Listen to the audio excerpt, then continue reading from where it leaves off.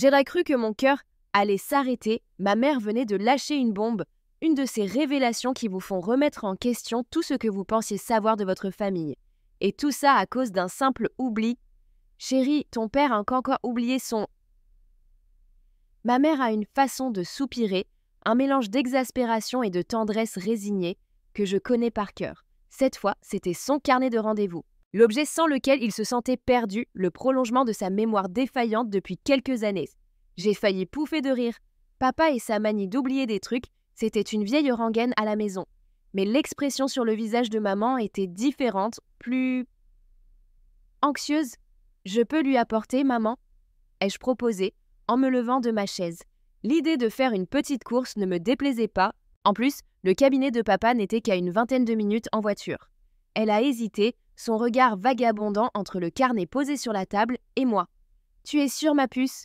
Tu avais prévu de... » « Pas grand-chose de prévu qui ne puisse attendre, » ai-je répondu avec un sourire. La vérité, c'est que ma journée s'annonçait aussi excitante qu'un documentaire sur la reproduction des escargots. Alors, une petite escapade pour rendre service à papa, pourquoi pas? Bon, d'accord alors, a-t-elle fini par dire en me tendant le carnet. Mais fais attention sur la route, et ne traîne pas trop, ton père a une réunion importante à 14 h. Promis, si, maman, ai-je répondu en attrapant mes clés et mon sac. Un petit coup de vent frais m'a accueilli en sortant de la maison. J'ai toujours adoré conduire, cette sensation de liberté, la musique à fond. Aujourd'hui, j'avais une playlist spéciale Feel Good pour me mettre de bonne humeur.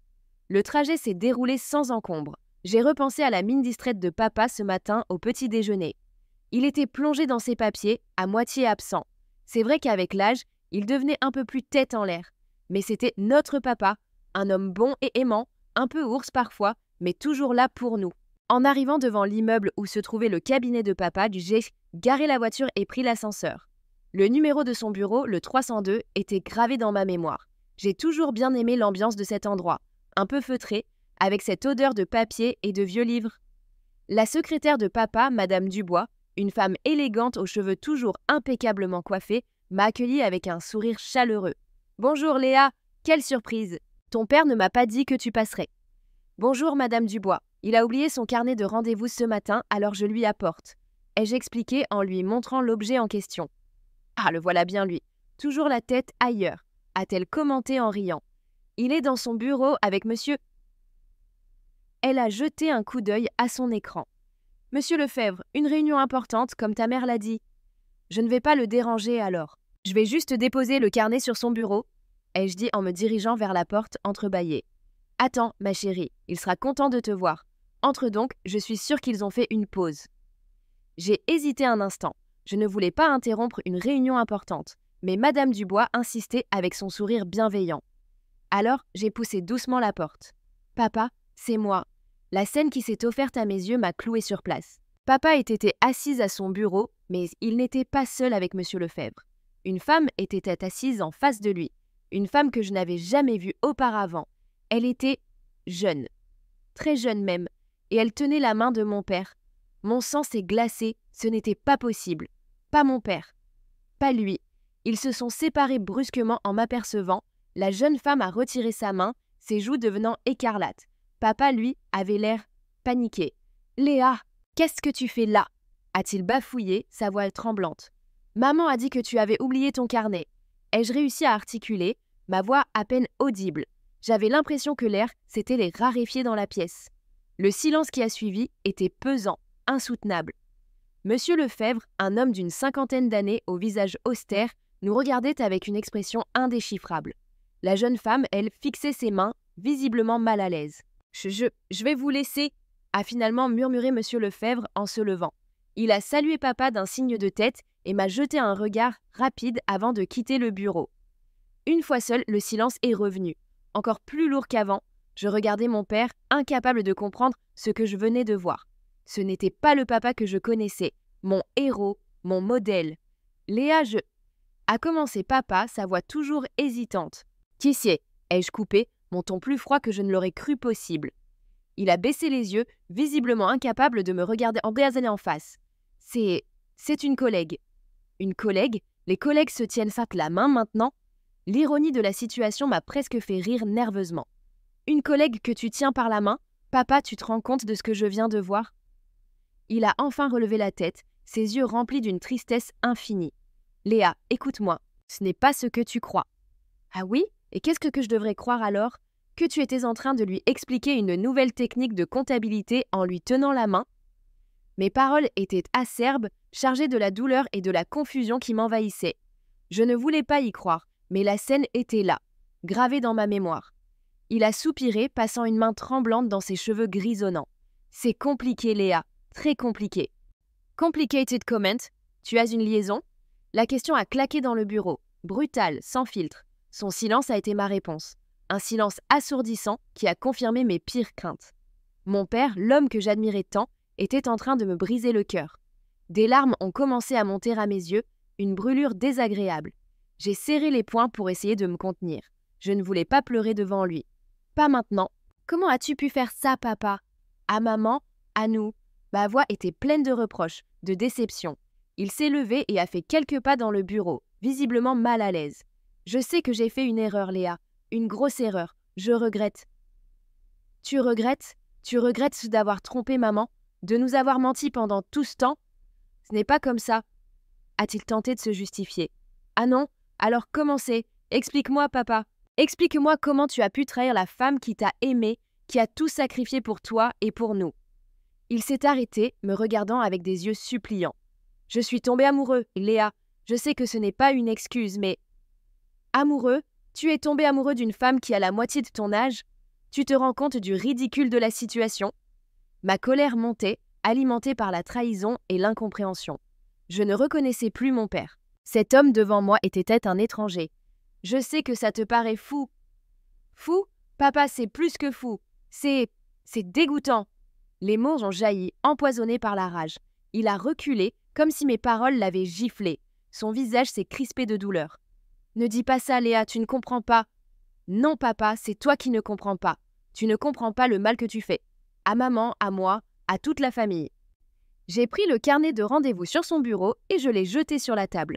Tiens, ton précieux carnet. J'espère que tu pourras y noter tes rendez-vous galants. Je me suis retournée et j'ai quitté le bureau, le cœur lourd et la tête pleine de questions sans réponse. Madame Dubois m'a regardé passer avec une expression interrogative, mais je n'ai pas pris la peine de lui expliquer. En descendant dans l'ascenseur, les larmes ont enfin coulé, chaudes et amères. Je me suis sentie trahie, blessée au plus profond de mon être. Mon père, mon pilier, venait de s'effondrer sous mes yeux. Le trajet du retour a été un cauchemar. Mes mains tremblaient sur le volant, ma vision était floue à cause des larmes. Comment allais-je annoncer ça à maman? Comment allions-nous surmonter cette épreuve? En arrivant à la maison, j'ai trouvé maman dans le jardin, en train d'arroser ses fleurs. Elle s'est retournée en m'entendant arriver et m'a souri. Un sourire innocent, ignorant tout du tremblement de terre qui venait de secouer notre famille. « Alors, tu as trouvé ton père? Il était content ?» a-t-elle demandé, son sourire toujours accroché à ses lèvres. J'ai hésité un instant. Comment lui dire? Par où commencer? « Maman, il faut qu'on parle. » Ai-je finalement réussi à dire, ma voix brisée. Son sourire s'est estompé, remplacé par une expression d'inquiétude. « Qu'est-ce qu'il y a, ma puce? Qu'est-ce qui s'est passé ?» Je l'ai prise dans mes bras et j'ai commencé à pleurer, incapable de retenir mes larmes plus longtemps. Elle m'a serré fort, sans poser de questions, attendant que je me calme. Après quelques minutes, j'ai enfin réussi à lui raconter ce que j'avais vu. Chaque mot était une torture, une confirmation de la trahison. Au fur et à mesure que je parlais, le visage de maman se décomposait. Son sourire avait disparu, remplacé par une expression de choc et d'incrédulité. Quand j'ai terminé, des larmes ont commencé à couler sur ses joues. Le silence qui a suivi était déchirant. Nous étions là, enlacés, pleurant la perte de notre famille telle que nous la connaissions. La confiance était brisée, l'amour souillé par le mensonge. « Je n'arrive pas à y croire », a finalement murmuré maman, sa voix étranglée par les sanglots. « Ton père ?» Elle n'a pas pu terminer sa phrase. Les mots lui manquaient, emportés par la douleur. Les jours qui ont suivi ont été les plus sombres de notre vie. La maison était plongée dans une atmosphère pesante, chargée de tristesse et de colère. Maman était anéantie, son visage marqué par les nuits blanches et les larmes. Elle ne parlait presque plus, se contentant de fixer le vide. Papa est rentré le soir même, essayant de se justifier, de minimiser ses actes. Mais ses paroles sonnaient creuses, vides de sens. La confiance était rompue et rien de ce qu'il pouvait dire ne pourrait la réparer. La discussion a été violente, pleine de cris et de reproches. Maman a exprimé toute sa douleur, sa déception, sa rage. Papa a tenté de se défendre, mais il était pris au piège de ses propres mensonges. Finalement, maman a pris une décision douloureuse mais nécessaire pour sa propre survie. Elle a demandé à papa de partir. Il a quitté la maison quelques jours plus tard, emportant avec lui une partie de notre histoire, de nos souvenirs. La maison semblait vide sans lui, mais en même temps, une nouvelle forme de calme s'était installée. Un calme fragile, teinté de tristesse, mais un calme quand même. Maman et moi nous sommes rapprochés, trouvant un soutien mutuel dans cette épreuve. Nous avons parlé pendant des heures, partageant nos peurs, nos doutes, nos espoirs. Nous savions que le chemin serait long et difficile, mais nous étions déterminés à le parcourir ensemble. La vie a repris son cours, lentement, difficilement. Maman a commencé à sortir un peu plus, à voir ses amis. Elle a même repris ses cours de peinture, une passion qu'elle avait mise de côté depuis des années. Quant à moi, j'ai essayé de me concentrer sur mes études, de retrouver sur tête une certaine normalité. Mais l'image de mon père tenant la main de cette jeune femme revenait sans cesse me hanter. Un jour, alors que j'aidais maman à ranger le grenier, je suis tombée sur une vieille boîte en carton. À l'intérieur, il y avait des photos, des lettres, des souvenirs de leur jeunesse. J'ai pris une photo, une de leurs premières vacances ensemble. Ils étaient jeunes, souriants, pleins d'espoir. En regardant cette image, j'ai ressenti une vague de tristesse immense. Comment tout cela avait-il pu se terminer ainsi? Au fond de la boîte, j'ai trouvé une lettre. Une lettre jaunie par le temps, écrite d'une écriture que je ne connaissais pas. J'ai commencé à la lire et au fur et à mesure que les mots défilaient, mon sang s'est glacé. La lettre était adressée à maman et elle était signée du prénom de papa. Mais l'écriture, ce n'était pas la sienne. Et le contenu, c'était une déclaration d'amour passionnée, des mots que je n'aurais jamais imaginé lire de la part de mon père. Intriguée, j'ai fait continuer à fouiller dans la boîte. J'ai trouvé d'autres lettres, toutes écrites de la même main, toutes adressées à maman, toutes signées du prénom de papa. Mais l'écriture, toujours cette écriture inconnue. J'ai montré les lettres à maman. Son visage s'est figé en les voyant. Ses yeux se sont remplis de larmes. « Où as-tu trouvé ça ?» a-t-elle murmuré, sa voix tremblante. « Dans cette boîte, au grenier. Qui a écrit ces lettres, maman? Ce n'est pas l'écriture de papa. » Elle a pris les lettres dans ses mains, les caressant doucement. C'était son meilleur ami, Antoine. « Antoine, mais pourquoi? Ton père, il était très timide, tu sais. Il n'osait pas m'écrire, me dire ce qu'il ressentait. Alors, Antoine l'aidait. Il écrivait les lettres pour lui. » J'ai regardé maman, incrédule. Toute cette histoire d'amour, ces mots passionnés, ce n'était pas vraiment de mon père. Mais pourquoi tu ne m'as jamais rien dit? Elle a soupiré, un regard triste dans les yeux. C'était notre secret, un secret que je voulais emporter avec moi. Un secret, encore un secret dans cette famille.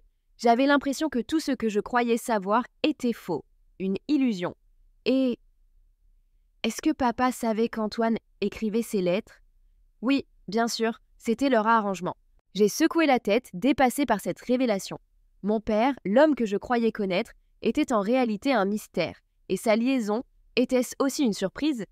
À cet instant précis, mon téléphone a sonné. Un numéro inconnu. J'ai hésité avant de répondre. « Allô?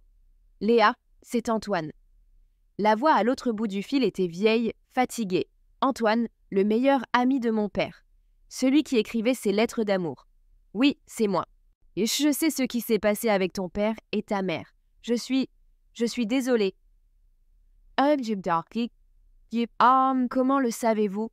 Ton père m'a appelé. Il est très mal. Un silence s'est installé. Je ne savais pas quoi dire. J'étais encore sous le choc de la découverte des lettres. Léa, il faut que je te dise quelque chose. Quelque chose que tu dois savoir. À propos de ton père et de moi. Sa voix était grave, pleine d'une tristesse infinie. J'ai senti un mauvais pressentiment m'envahir. Qu'est-ce qu'il allait encore m'apprendre? Quoi donc? Ai-je demandé, ma voix à peine audible. Ton père, il n'a jamais été amoureux de cette femme. Comment ça? C'était un arrangement, une façon pour lui de se prouver quelque chose. Il se sentait vieux, dépassé, il pensait que s'il sortait avec une femme plus jeune, ça lui redonnerait de la valeur. J'étais abasourdie. Mon père, si fragile, si insécure, Je n'avais jamais vu cette facette de sa personnalité. Et maman, il ne pensait pas à elle. Bien sûr qu'il y pensait. Il se sentait coupable, terriblement coupable. Mais il était pris dans son propre piège. Et vous, pourquoi vous me dites tout ça maintenant? Parce que ton père, il est malade, Léa, très malade. Et il regrette tout. Il regrette d'avoir blessé ta mère, de vous avoir fait souffrir. Il veut te parler. Il veut s'excuser. Les larmes ont commencé à couler à nouveau, cette fois-ci chargées d'une tristesse différente, plus profonde. Mon père, malade, et tout ça à cause d'une stupide liaison, d'une tentative désespérée de retrouver une jeunesse perdue. Où est-il? Ai-je demandé, ma voix tremblante. Il est à l'hôpital, je peux te donner l'adresse. J'ai hoché la tête, incapable de parler. Antoine m'a donné l'adresse et le numéro de chambre. J'ai raccroché, le téléphone tremblant dans ma main. Maman me regardait, son visage plein d'inquiétude. Qui était-ce? Qu'est-ce qu'il y a? C'était Antoine. Papa est à l'hôpital, il est malade. Le visage de maman s'est décomposé. Malgré la douleur et la trahison, l'amour qu'elle portait à mon père était toujours là, intact. « Il faut qu'on y aille », a-t-elle dit, sa voix à peine audible. Nous sommes précipités à l'hôpital. Le trajet a été silencieux, chacune plongée dans ses propres pensées. J'essayais de comprendre, de digérer toutes ces révélations. Mon père, cet homme complexe et fragile que je n'avais jamais vraiment connu. En arrivant à l'hôpital, nous avons trouvé la chambre de papa. Il était allongé dans son lit, pâle et fatigué. En nous voyant, un faible sourire a éclairé son visage. « Marie, Léa », a-t-il murmuré, sa voix faible. Maman s'est approchée de lui et a pris sa main. Des larmes coulaient sur ses joues. « Oh, mon chéri !» Je me suis approchée à mon tour et j'ai pris l'autre main de papa. Sa peau était froide, ses doigts fragiles. « Papa !» ai-je dit, les larmes coulant sur mon visage. Il a serré légèrement nos mains. « Je suis désolée, tellement désolée. »« On sait, papa, on sait », a répondu maman, sa voix pleine de tendresse. Nous sommes restés à ses côtés pendant des heures, parlant, nous souvenant des bons moments, laissant de côté la douleur et la trahison. J'ai réalisé à quel point mon père était important pour moi, malgré ses erreurs. Il nous a parlé de sa maladie, de ses regrets, de son amour pour nous. Il nous a demandé pardon encore et encore. Et nous l'avons pardonné. Parce que c'était notre père, l'homme qui nous avait aimés et protégés pendant tant d'années. Les jours suivants ont été difficiles. L'état de papa s'est dégradé rapidement. Nous étions là, à ses côtés, jusqu'à la fin. Il est parti un matin, paisiblement, entouré de l'amour de sa famille. Après son décès, maman et moi avons dû faire face au deuil, à la perte. Mais nous l'avons fait ensemble, plus forte que jamais. J'ai repensé à toutes ces révélations, à tous ces secrets. J'ai compris que la vie était complexe, que les gens ne sont pas toujours ceux qu'ils semblaient être. Mon père avait ses faiblesses, ses parts d'ombre, mais il avait aussi son amour pour nous, un amour sincère et profond. Et malgré tout, malgré la douleur et la trahison, je savais que je l'aimerais toujours. Il était mon père, et rien ne pourrait changer ça. Quant à maman, elle a fait preuve d'une force et d'un courage incroyables. Elle a surmonté l'épreuve avec dignité et résilience. Notre lien s'est renforcé, plus solide que jamais. La vie continue avec ses joies et ses peines. Mais nous savons que nous pouvons compter l'une sur l'autre, quoi qu'il arrive. Et quelque part, dans nos cœurs, il y aura toujours une place pour cet homme, notre père, avec ses secrets et ses regrets. Les 2 semaines qui ont suivi le décès de papa ont été une étrange valse d'émotions. Il y avait la tristesse, bien sûr, lancinante, parfois suffocante. Mais il y avait aussi une forme de soulagement, un apaisement après la tempête. Les secrets étaient éventés, les non-dits enfin exprimés. Maman et moi naviguions dans ce nouveau paysage familial, apprenant à nous connaître sous un nouveau jour. Un jour, alors que nous trions les affaires de papa, nous sommes tombés sur une enveloppe. Une enveloppe épaisse, portant mon nom. Intriguée, je l'ai ouverte. À l'intérieur, il y avait une lettre, écrite de la main de papa. Une lettre que je n'avais jamais vue. J'ai commencé à lire, le cœur battant la chamade. Les mots de papa étaient empreints d'une sincérité poignante. Il parlait de son amour pour moi, de sa fierté, de ses regrets. Il évoquait ses peurs, ses doutes, ses faiblesses. Il me demandait pardon pour ses erreurs, pour la douleur qu'il nous avait causée. Et à la fin de la lettre, il y avait une phrase qui m'a bouleversée. « Tu sais, ma chérie, Antoine a toujours été un homme bon. Il m'a beaucoup aidée, plus que tu ne peux l'imaginer. Prends soin de lui. » Les paroles de papa ont résonné en moi. Antoine. Il avait joué un rôle si important dans la vie de mon père et dans la nôtre, sans que nous le sachions. J'ai repensé à son appel, à sa voix pleine de tristesse. Je me suis dit qu'il fallait que je le rencontre, que je le remercie. J'ai retrouvé son numéro et je l'ai appelé. Il a répondu presque immédiatement, sa voix surprise et chaleureuse. « Léa, quelle agréable surprise !»« Antoine, c'est moi, j'ai lu la lettre de papa. » Un silence a suivi, puis un soupir. « Ah, il vous l'a laissé, alors ?»« Oui, et je voulais vous remercier pour tout ce que vous avez fait pour lui. » C'était mon ami Léa, je l'aimais beaucoup. Sa voix était pleine d'émotion. « Il m'a dit de prendre soin de vous. » Et j'ajoutais, les larmes montant à mes yeux. « Prends soin de ta mère, Léa. C'est elle qui en a le plus besoin maintenant. » Nous avons parlé un moment encore, évoquant des souvenirs de papa, partageant notre peine. J'ai senti une connexion se créer entre nous, un lien invisible tissé par l'amour que nous portions à cet homme. Quelques jours plus tard, j'ai rendu visite à Antoine. Il vivait dans une petite maison à la campagne, entouré d'un jardin magnifique. Il m'a accueilli avec un sourire doux et triste. Nous avons passé l'après-midi ensemble, parlant de papa, feuilletant de vieilles photos. Il m'a raconté leur jeunesse, leurs rêves, leurs espoirs. J'ai découvert un autre visage de mon père, un homme plus jeune, plus insouciant. Antoine m'a aussi parlé de sa propre vie, de ses regrets. Il m'a confié qu'il avait toujours été amoureux de maman, en secret. Il avait accepté d'écrire les lettres pour papa par amitié, mais cela lui avait coûté beaucoup. J'ai été touchée par sa sincérité, par sa gentillesse. J'ai compris que l'histoire de ma famille était plus complexe que je ne l'avais imaginé. Il n'y avait pas de bon ou de mauvais, juste des êtres humains avec leurs faiblesses et leurs contradictions. Au fil des mois, maman a peu à peu retrouvé goût à la vie. Elle a continué ses activités, s'est entourée de ses amis. Elle parlait souvent de papa, avec tendresse et nostalgie, mais sans amertume. Elle avait réussi à pardonner, à accepter le passé. Quant à moi, j'ai appris beaucoup de cette épreuve. J'ai compris l'importance de la communication, de l'honnêteté, de la compassion.